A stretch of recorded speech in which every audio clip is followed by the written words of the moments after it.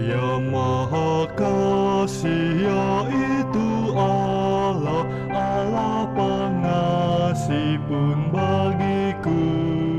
Aku selamatlah oleh kasihnya kepadaku.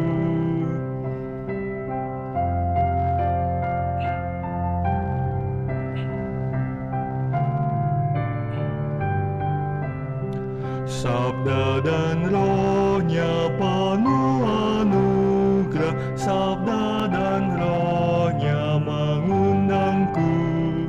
Aku selamatlah oleh kasihnya kepadaku.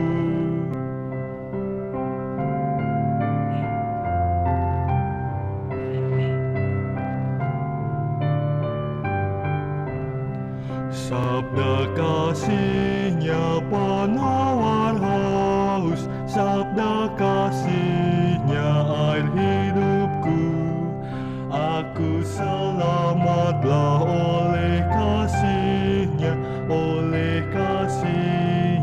kepadaku.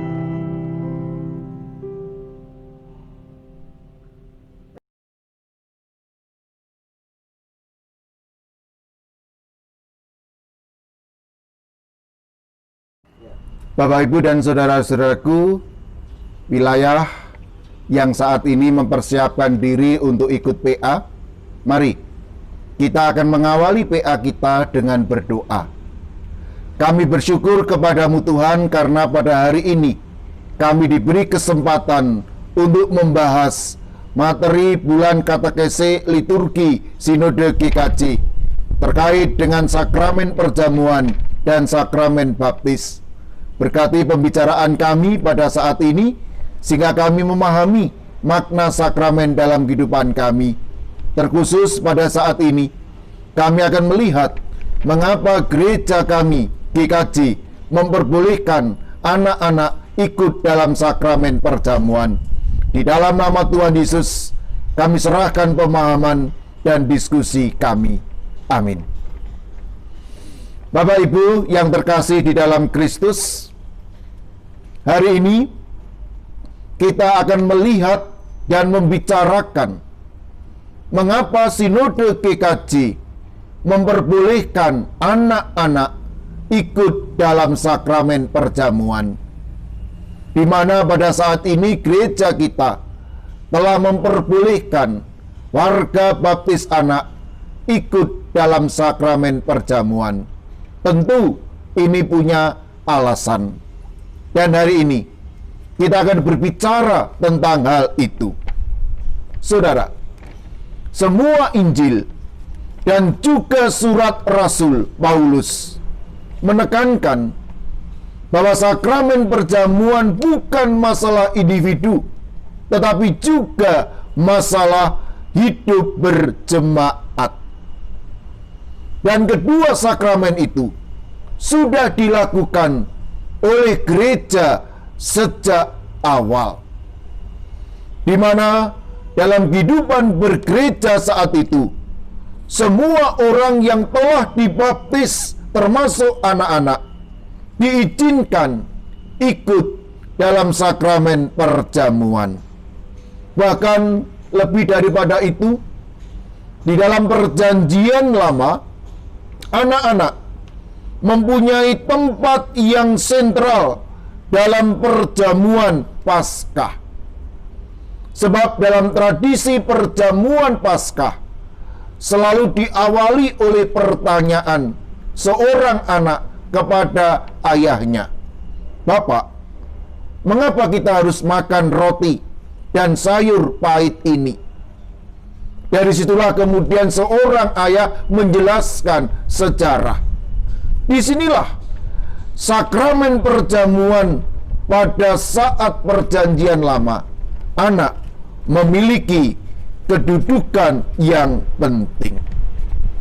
Bahkan Tuhan Yesus pun juga memakai anak-anak untuk mengingatkan jemaatnya. Bahkan Tuhan Yesus pun juga mencintai anak, memberkati anak, dan menegur murid-muridnya ketika mereka menghalangi orang tua yang membawa anak-anak datang kepadanya. Bahkan Tuhan Yesus pun juga memberikan peringatan keras bagi mereka yang menyesatkan anak dan juga menerima roti dan ikan dari seorang anak. Bagaimana sejarah sakramen perjamuan? Yang pertama, pada gereja yang pertama abad 1, sakramen perjamuan adalah bagian dari perjamuan yang besar.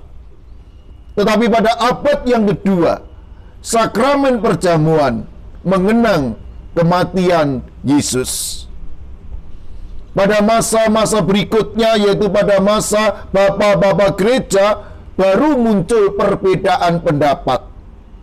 Agustinus pada abad yang keempat memperbolehkan. Tetapi pada abad pertengahan, kurang lebih abad 13, Thomas Aquinas melarang. Karena Thomas Aquinas melihat anak-anak belum memiliki nalar. Bagaimana dengan zaman reformasi gereja abad yang ke-16? Martin Luther berpendapat bahwa anak-anak harus dididik lebih dulu dalam katekisasi. Baru pada usia 7 atau 12 boleh ikut sakramen perjamuan. Zwingli juga mengatakan baptis anak, perjamuan anak, dan anak bisa dilayani setahun 4 kali. Calvin juga meminta anak-anak baru bisa menerima sakramen pada usia 10, karena Calvin melihat usia 10 anak-anak bisa dididik. Bagaimana dengan John Wesley?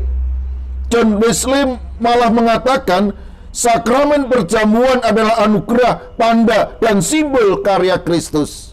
Maka siapapun boleh, termasuk anak-anak, boleh ikut dalam sakramen perjamuan. Saudara, sejak tahun 2005 dan 2006, Sinode GKJ memiliki kesadaran dan terjadilah perubahan paradigma berpikir terkait dengan sakramen perjamuan bagi warga baptis anak. Yang pertama, Sinode melihat praktek pemisahan sakramen baptis dari perjamuan kudus harus dikoreksi. Sebab GKJ melihat ada penilaian yang tidak seimbang. Seakan-akan sakramen baptis boleh untuk siapa saja, tetapi sakramen perjamuan hanya untuk orang-orang tertentu. Jelas ini tidak benar. Yang kedua, GKJ juga melihat tidak ada tingkat antara baptis dengan sakramen perjamuan. Sebab kedua-duanya menyatakan isi hakiki Injil. Keduanya merupakan tanda meterai bahwa Allah telah melimpahkan umatnya pengorbanan Kristus sehingga manusia mendapatkan keselamatan.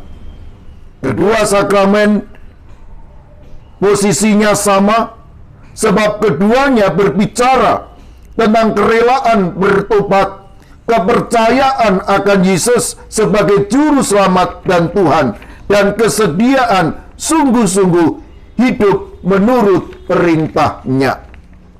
Itulah sebabnya yang ketiga, GKJ juga memandang bahwa warga baptis anak sejajar dengan warga dewasa. Meskipun dari segi tanggung jawab dan juga dari segi talenta, kebisaan bisa jadi ada perbedaan. Untuk itu, yang ketiga ini, GKJ melihat anak dipandang layak untuk ikut dalam sakramen perjamuan.